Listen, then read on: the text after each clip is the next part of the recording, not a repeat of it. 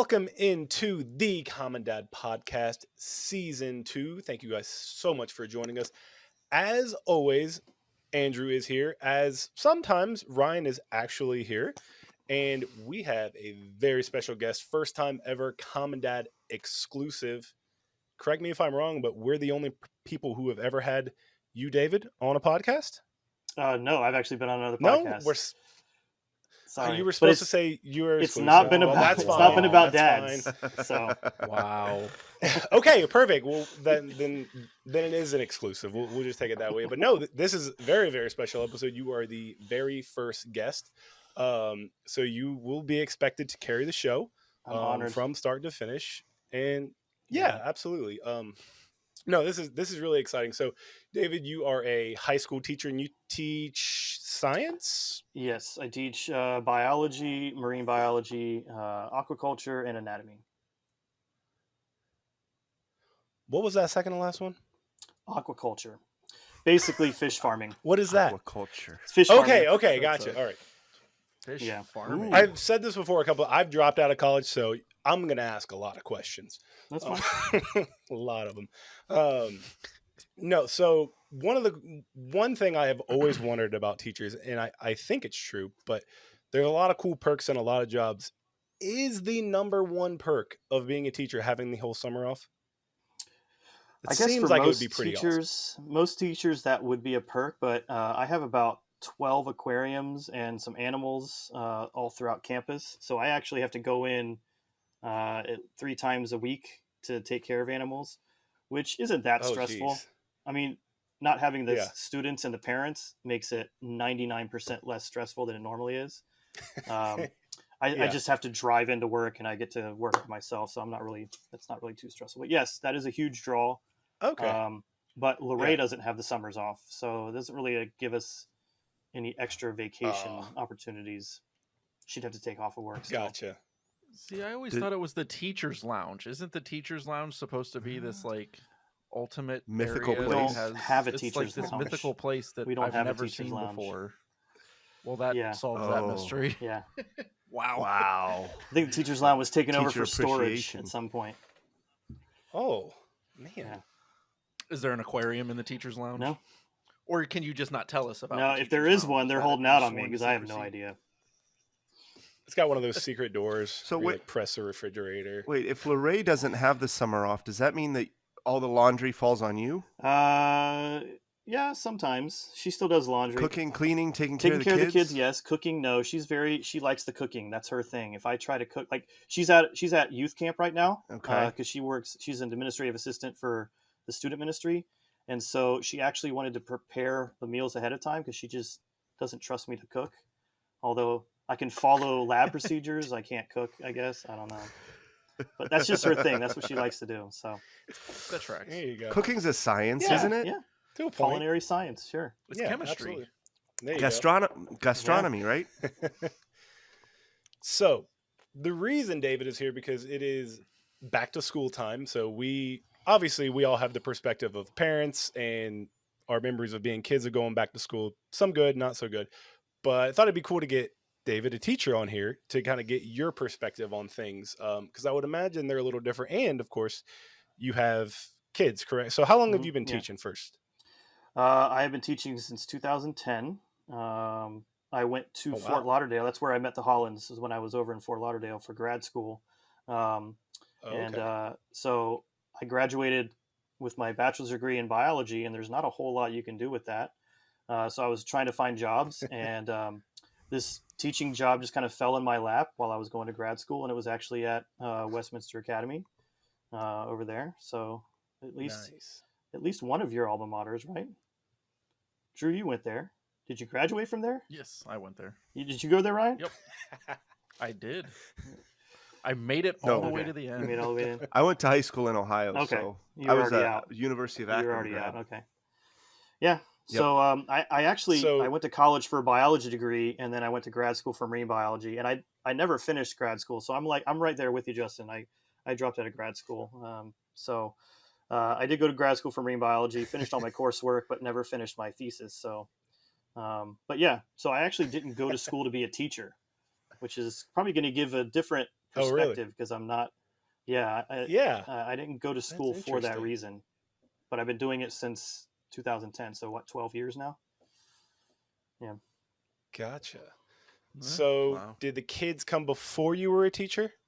No, Lorraine and No. I were married. And actually, I graduated from Liberty University. A week later, we got married, and then about 2 or 3 weeks later, moved to Fort Lauderdale, and then we didn't have kids until It's a busy yeah, that was a month. busy. And Lorraine actually had to stay. I don't know if I knew you guys at this point, but for the first month or so of our marriage, she had to stay over here in Fort Myers, which is across the state. And so she would only come on the weekends. So our first month of marriage was kind of long distance for a little bit. But Drake was born in Jeez. 2014, so we didn't have Drake until about Okay. 4 years into our marriage. So yeah. That is very so.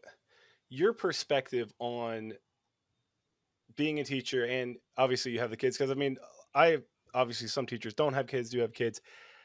When they start going to school, first of all, like how I always think it's interesting. How engaged are you as far as like you're making sure they're getting their homework done, or you're really on top of it, or do you kind of step back a little bit from a teacher's perspective and just kind of like let them figure that out? I think si- Drake just finished first grade. Meredith just finished kindergarten. So at that age, there has to be some level of, you do it, or we will help, and then you do it. I think that should change obviously as they get older. Since I teach high school, I'm teaching in a much different world than where they are. So, but they're pretty good at doing stuff on their own, and the homework isn't that bad. Drake's pretty good at, he's really good at math and stuff, so he can get the math homework done real quick, spelling homework done real quick. Meredith is very confident in her answers, but we have to go back and check her. Usually Drake gets it right, but Meredith is just like, she's like, oh, I'm Confident doesn't right. equal Her correct. confidence definitely overbears her accuracy. So yeah, I am involved. Lorraine and I kind of take turns. It I like depends on what's going that. on. It's We have to take turns if Gotcha. she's cooking dinner or if I'm got it's something. probably more applicable in life to be more confident. Yeah, I mean, you Yeah, could be a I feel CEO, like the be being really confident. confidently wrong. Yeah, Yeah, she's very yeah, confidently wrong many absolutely. times. It'll get you Mhm. by. Yeah, yeah, I like that. I mean, I spend a lot of time in the car business, so being confidently wrong is key to yeah, being in Par for the sales. course. Key to being in sales. Yeah, yeah. She will be a I great feel like that will salesman. take her. That'll work. That'll definitely Yeah. work. Um, as far as the teacher perspective side, if you could kind of nitpick, or what's kind of your biggest pet peeve that parents do from a teacher's perspective? Like, what do you just like just shake your head at? Like, I can't believe like people, because as a Well, parent, like sometimes I just don't know what to do, you know? the my experience has always been a private school teacher, and specifically private Christian school. And Hmm. the Christian part hasn't really affected this so much, but I think the private aspect does because um, I'm sure you've heard of helicopter parents before, right? They just hover and they're always there. It's actually Yes. changed to lawnmower parents. It went from helicopter parents to lawnmower parents, where if you're not familiar with that term, it's they get all the obstacles out of their child's way, and that is the most Okay. frustrating thing for me as a teacher because I mean, especially at my level or any level really, like you go to school to learn. Part of that is a challenge, but if you're a parent that removes obstacles, then you can't you mistake challenges for obstacles, and so the child being challenged many times gets the parent upset and they come in and they want to fix things. I'm like, no, that's part of your child's responsibility is to overcome this challenge. And it just it knocks our feet from underneath out from underneath us as teachers when parents are trying to control the situation. It's a delicate balance because they want to engage. And the school where I'm teaching now, our motto is that we partner with um, we partner with the parents in their education, because coming from a Christian point of view, like it's the parents' obligation to teach their kids. We come along and help with that, but at the same time, you know, they can't just swoop in and say, well, this is how we're going to do it, and this is how I want my kid to be taught. Like, okay, well, if that's the case, then there are other options. You know, it's this really delicate balance. Right. So So yeah. So question, is that something you more or less are observing? Is that like a third party observation that you're seeing happening around you, but it doesn't necessarily directly are they mowing you down Sometimes. and that's the pet Sometimes. peeve? Or is this just something you're Both. observing? Yeah, sometimes. Uh, Okay. I've Do you have an example of like Oh, I do. obviously no Name names? names. Yeah. I do. Could you mow them down? so No, I think I can help you Go out ahead, here, Ryan. David, Yeah. a little bit. And because this kind of was a question that I have, because my experience, and obviously I've got one in fourth grade, or leaving fourth grade and leaving first grade. So Matthew is Drake's age. Caitlin's a little bit older, but Caitlin, both of them really will get and they're part of this team group that like the whole class is geared towards team challenges and working together. It encourages problem solving in groups. But they're given homework over the weekend sometimes that is it is otherworldly for a 6-year-old or 7-year-old to accomplish. In other words, like Matthew was asked to cut out a paper, like a scarecrow on a piece of paper, and it's really 2 pieces of paper. So now you got to really cut it out on 2 pieces of paper and glue it together, which great job if you can line up the lines on that one. But then you're supposed to decorate it with craft materials, which means you're using a glue gun, because Lord knows those purple glue sticks aren't going to actually make anything stick to it. And so you're using that as a diagram, and now you're using yarn and you know, cutting out shirts and stuff like that to make this look like a scarecrow. This is not something, I mean, my kids, I like to think they're pretty darn intelligent, but I don't want them wielding a glue gun. It's just unrealistic. Could be fun. Some of the tasks that are asked. And so as parents, it is kind of a, listen, you're going to do this project with us, but at the end of the day, it's really mommy and daddy. What can you do with creativity to get this going? Right. And we'll just make his ideas come to life. Yeah, that's definitely something with younger kids. So would that be mowing it down? No, I would say that's more of a management kind of thing. Here's my example, and I won't mention the school. I've taught at 3 schools so far. I don't want to throw anybody under the bus, but there's a school where I taught. Yeah, don't do that. where I had a test scheduled. You know, you have to schedule them with enough advance time, so I don't do pop tests the next day. This test we were building up to it, and I had a parent who basically came in and says, my son is doing this extracurricular and that extracurricular and that extracurricular and this and that. How dare you schedule a test? And I'm just like, everything you listed is outside of school. I've had students show up the day of the test and say that they can't do the test because they were at the Marlins game last night until midnight and they didn't get a chance to study. And so, Ryan, I think that's if you bought the tickets and made them go. Yeah. With a private school, that's the kind of thing you experience. Now, if I was like in an inner city public school, there'd be other things, but usually it's the parents saying, "Oh, well, you know, I'm planning this fun stuff, or there's this and there's that, or we had a ski trip planned." I'm like, that's why we have breaks. Like we tell you the breaks ahead of time. But so does that strategy work though? So like if I came to you and said, "Oh, my kid was at the Marlins game," would you just let him skip the test on my or take it a different day? If my administration is willing to back me up, it doesn't. But there are times when. So this administration at this unnamed school did not back you up in that case. They actually made their teacher change the date of the test. I will say that the current that particular administration isn't there anymore. So I can't speak to the quality of the school now. But their motto was the customer is our parent, and the customer is the student, and the parent is our client. And I'm like, you know, maybe in sales the customer is always right, but when we are trying to teach, the customer can't be right, can't always be right. You know what I mean? And I'm not If they unreasonable, were and always neither right, is you wouldn't need to teach It's them. interesting. right. So it's like if there was a death in the family, and they're like, "Oh, my aunt that I'm really close to died last night." Okay, we'll give you time. That's not what I'm not going to have a hard line there. But if it was I had this test planned for a week. You knew for a week that you were going to this game or you were going out of town, and you didn't tell me to set up another time. That's the kind of thing that frustrates me the most. And I expect it from the students, but when it's the parents that do that kind of thing, Hmm. that drives me nuts because I expect the parents to be setting a better role model for the students. And I've had parents sign kids out Right. just to sit in the car to skip my test, and then they sign them back in afterwards. And I'm like, are you kidding me? Like, Christian school or not, that's horrible It's a strategy. good idea. I'll have to remember Yeah. that one. Yeah, there you go. Free tips for Yeah. how to.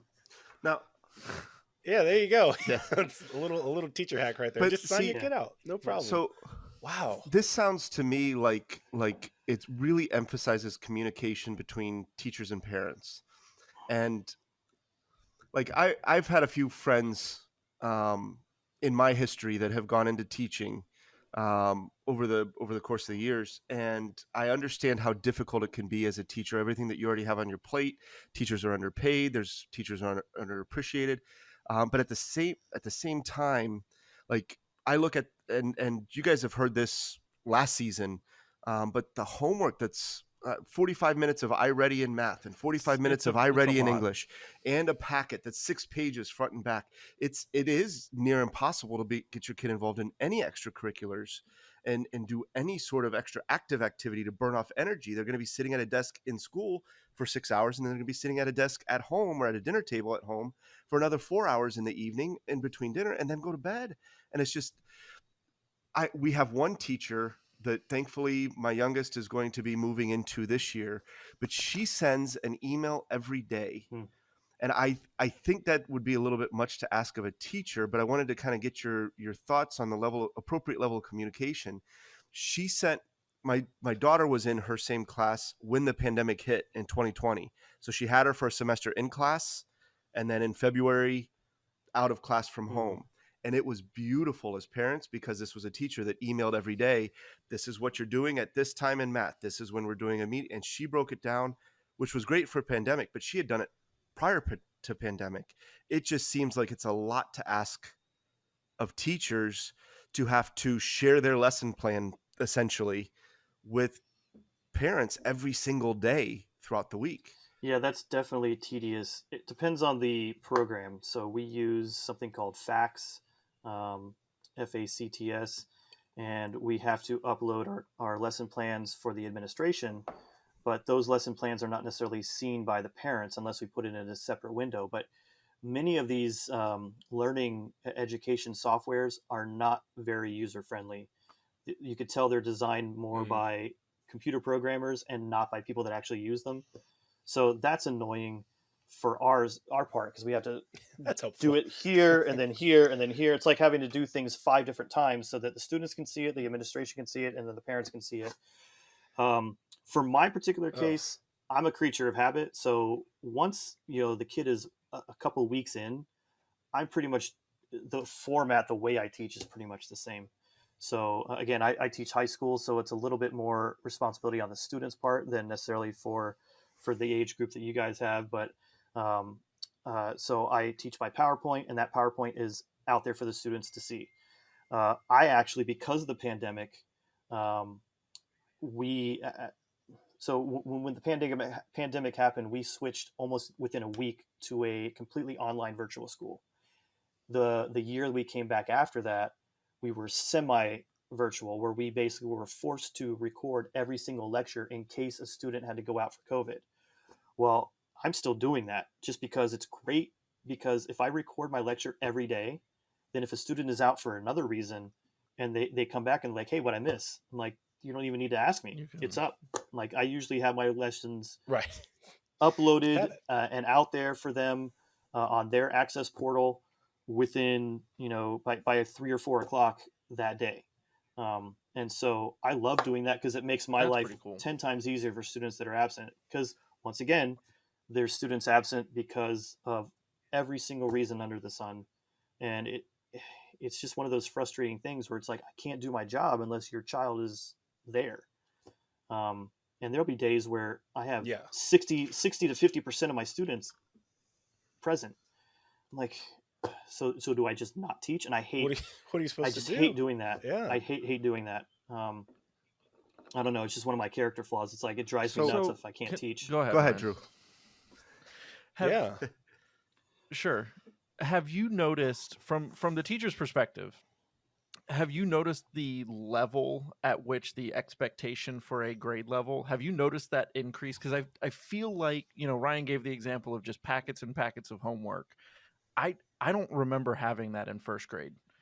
Kindergarten for Alex was totally different than my kindergarten experience. The expectation of what he's expected to do coming out of kindergarten is completely different than what I was expected to do. So over 30 years, obviously things have changed. Have you noticed in the 12 years you've been teaching, have you noticed the expectation change? And is that why maybe there's more homework now because we're trying to push them harder? No, I've actually seen where most teachers are having to lower the bar because, I mean, Really? if you look around, I mean, maybe again, this is my perspective might be different than yours, but when I'm talking mainly to other high school teachers, they get so frustrated because they say, 10 years ago, this was the standard. And now if this was the standard, the parents would riot and they would, lynch me. So it's like the standard Wow. has to be here. I think a lot of that has to do with our culture. I mean, if you look where our Interesting. culture is, it's like, I want $15 to flip burgers. Well, that attitude, that mentality is now like, I'm sitting in the seat. Where's my A?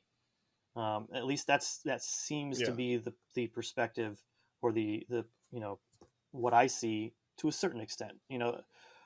I guess sometimes teachers do complain more than they should, but especially since they get a summer off. But it is frustrating. I say that teaching is the one job that I've had where I'm told to do a certain thing, and then every obstacle is thrown in my path to prevent me from doing that thing. And sometimes it's from the administration, sometimes it's from the parents. It's like, hey, we want you to go there.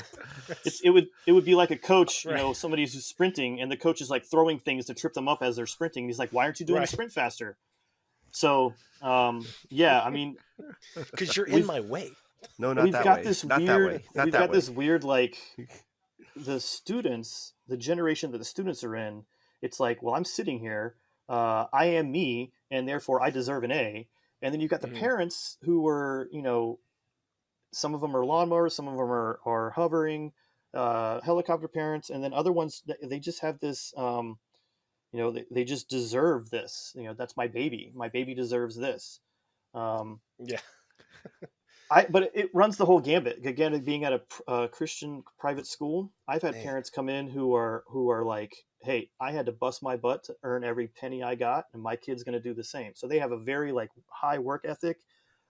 Others, they say they have a high work ethic, but then as soon as their child struggles, it's all of a sudden, "What are you doing, teacher?" Instead of, "Well, maybe it's not me." Right. It's your fault. I don't know. It's just a lot of blame. Everybody's just throwing blame around, which is, it's what our culture is doing. So it shouldn't be no surprise that it's happening in our schools as well. So, yeah. But as far as the level of homework my kids have, because they're in kindergarten and first grade, and next year they'll be first grade, second grade. Sometimes the packets are kind of annoying, but I don't think it's not that it's too much.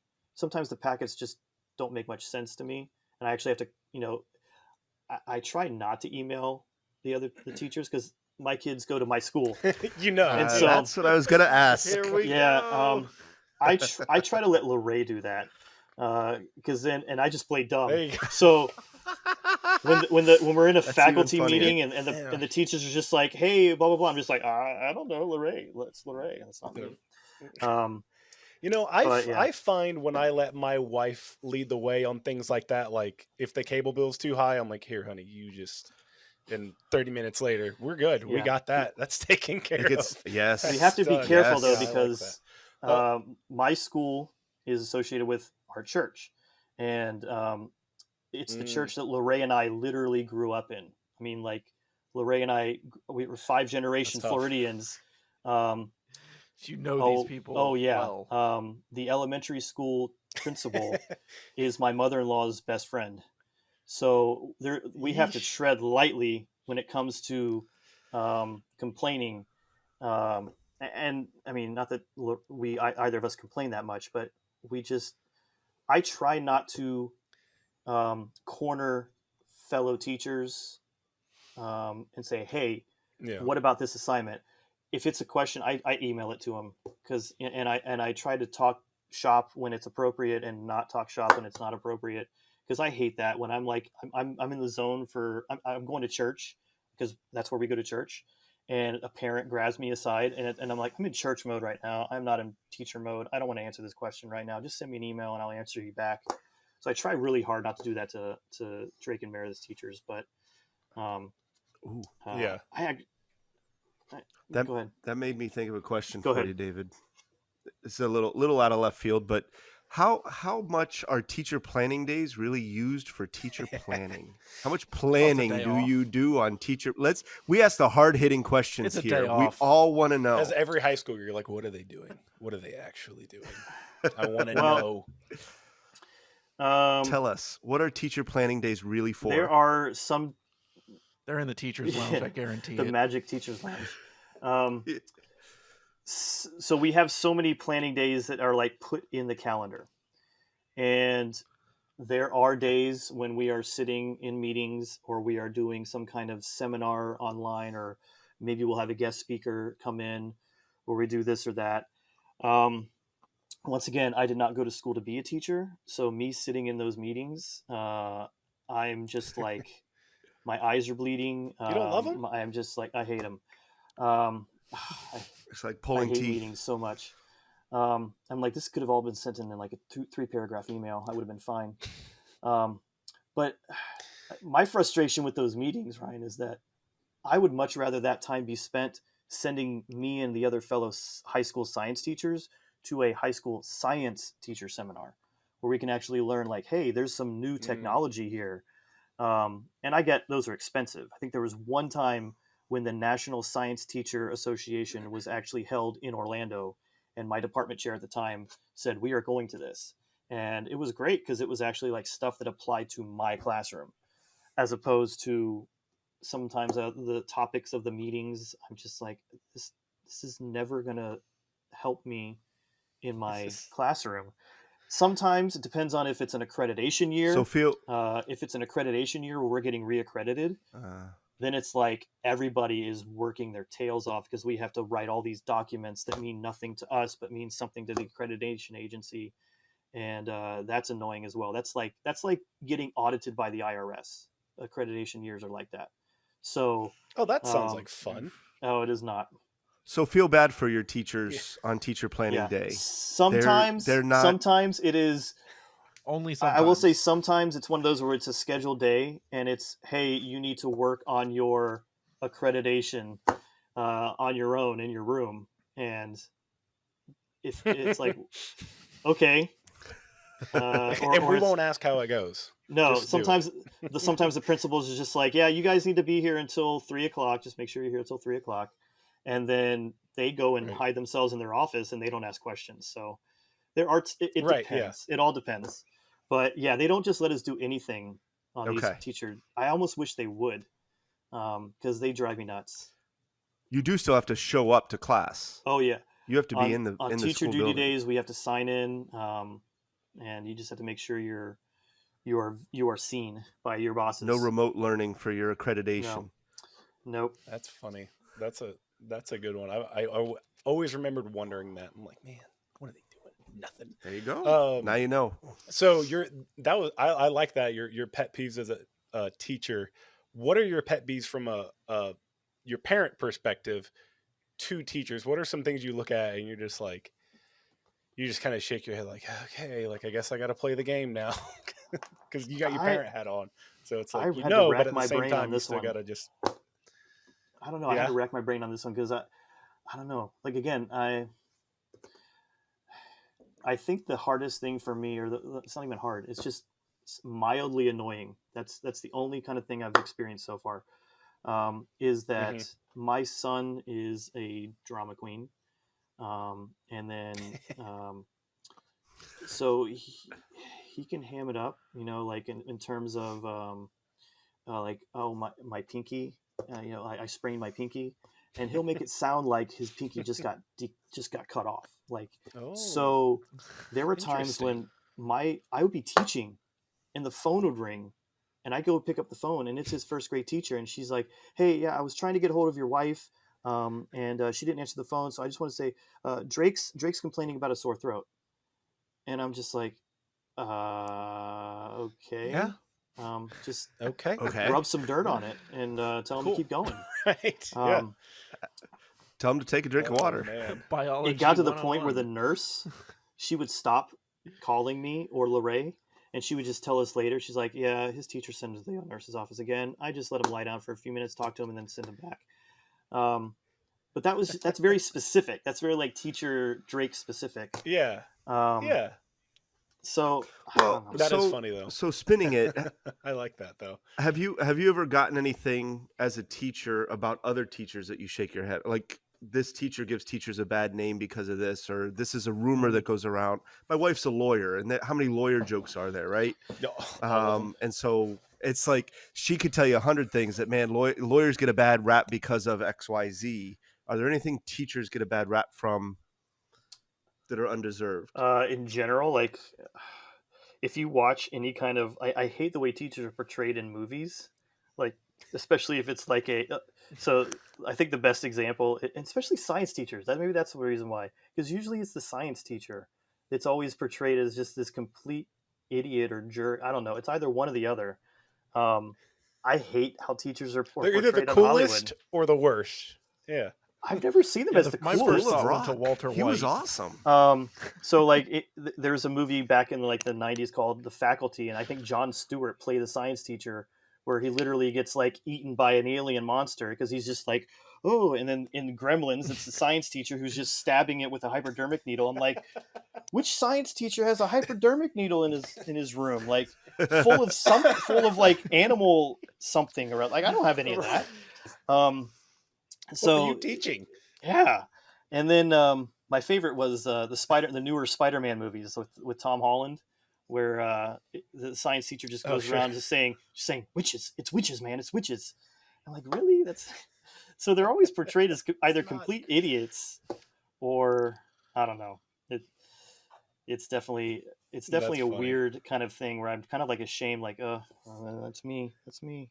I guess Yanni would know, because lawyer jokes go all over the place, and teacher jokes kind of as well. Yes. Yeah. Billy Madison, the teachers were interesting.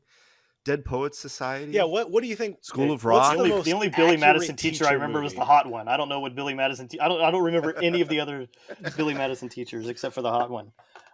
Dead Poets Society. The principal that was the blob wrestler. I don't even remember. I only remember the hot chick. That's the only one I remember.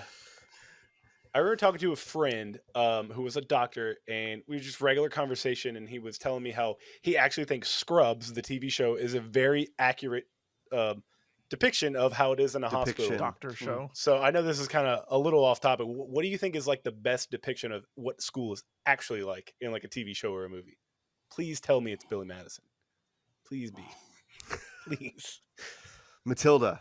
My first thought went straight to Ferris Bueller's Day Off, because that's just at the end of the year. Yes. At the end of the year, that's just us. We're just like, Bueller.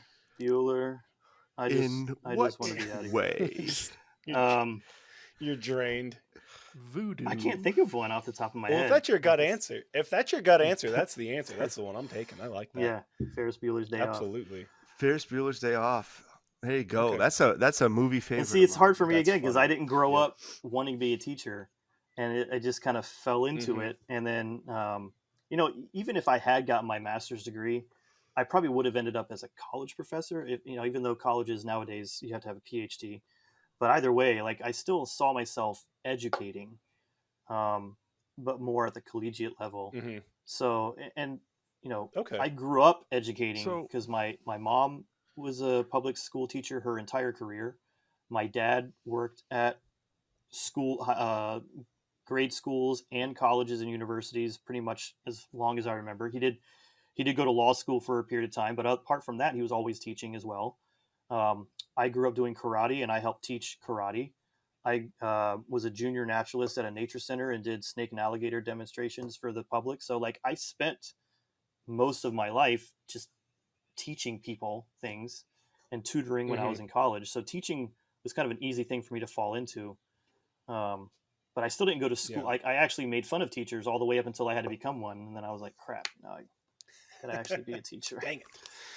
So, yeah. So just to kind of put a bow on this, because we're going into the new school year, if you kind of had to like give a tip or an insider look at, if you could tell parents one thing to just kind of like, especially new parents with kids, like, you've got a new high schooler, you're a new eighth grader, a new kid going into a new grade. Like if you could kind of give them one thing to like zone in on, and like this will really help in the school year, like what would that be? I would say, obviously there are bad apples out there, and that goes with any job, any career, any profession. But for the most part, even for somebody like me who didn't always dream about being a teacher or go to school for that, I mean, I'm doing it because I'm passionate about it.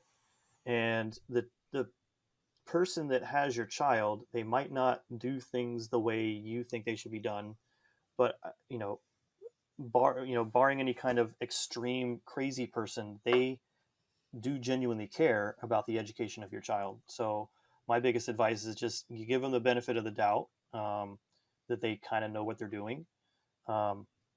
If they're a first year teacher, be nice to them, because it's their first. When are you ever good at anything? Your first year doing it, Right? And also like it all depends on the school. But at our schools, we do talk to each other, and there are many times where I think I get the reputation of like being hard headed or whatever. And it's like, no, I go and I ask fellow teachers like, hey, I'm doing something this way. What do you think? And then I have teachers coming to me. And so we're not, I guess that's another depiction of teachers from the movies that I hate, movies and TV shows that I hate, is that they enjoy humiliating kids in their class. And that makes for great storytelling. That makes for great drama with when the kid, feel bad for this kid. But none of us do that on purpose. Like none of us try to do that. It's different if it's a kid who's, again, I'm teaching high school, so I'm teaching 9th through 12th grade. If they're a kid trying to razz me or trying to get, a rise out of me, then I'll put them in their place. But I don't go out of my way. Saved by the Bell, Zach Morris. Right. I'll mess with the kid if I know the kid, and if I know the kid can take it, or if again, it's high school kids. Some of them are already 18, so I can go back and forth with them. But if it's like a shy 9th grade girl, I'm not saying, oh, look who got an F on their paper today. Like, who does that? What kind of jerk does that? So so give the teacher the benefit of the doubt, and also like depending on the age range that your child is, know that your child generally is going to come home and tell you one side of a very one-sided story. And that's one thing that that's one of the things that I take away as being a parent, is when my kids come home and say, oh, I got in trouble because of this, this, and this, or I don't even know why I got in trouble. My teacher just yelled at me. I'm like, no, teachers we don't have Tourette's. Yeah, right. We don't just yell at people for no reason. So, I don't know. It's just the generation of parents nowadays. It's just very, I guess very protective, and, just trust that the teacher knows that what they're doing. They care about your kid's education. And, they're trying to do what's best for your kid in that particular classroom. They're like Mr. Feeney from Boy Meets World. I'd say there's more Mr. Feeneys out there. Except not your neighbor. Yeah, that would be weird. But yeah, there's more Mr. Feeneys out there than there are the ones that are jerks and yeah. Right. And there more Feeneys than Edward Rooney's. Right. Exactly. There you go. Now, before we sign off, do you think Edward Rooney was just trying to do his job, or do you think he was wrong? I won't comment on that one. I don't trust this kid any more than I could. Okay, there you go. You All right. shouldn't throw anyone. You with your shouldn't be backpack. throwing anybody at me. I didn't mean to do that, but that was beautiful. Well, David, thank you so much for coming on. This has been awesome and very eye-opening for me. That was a lot of good stuff right there. Great insight. Yeah, really good insight. Really, really good insight. So thank you so much for coming on. No problem. Thank you, everybody having me. listening. Of course, do not forget to go on Instagram, Facebook, YouTube, like, subscribe, follow, all the stuff you can do. David, we're definitely gonna have to have you back on. This was Yeah, fun. absolutely. We'll have to Mid-year checkup. maybe do a little on marine biology. Yeah, absolutely. Yeah, mid-year checkup. That's exactly what There we you need. We need like right after winter break. How do we reset this thing? Thank you guys so much for watching today's episode of the Common Dad Podcast. Let us know if you liked the video by giving us a thumbs up. Even if you didn't, give it a thumbs up anyway. Be sure to subscribe, click the bell to get notifications every time we post a new video. Also, do not forget to follow us on Instagram at _common_dad and on Facebook at The Common Dad so you can let us know your thoughts on today's episode.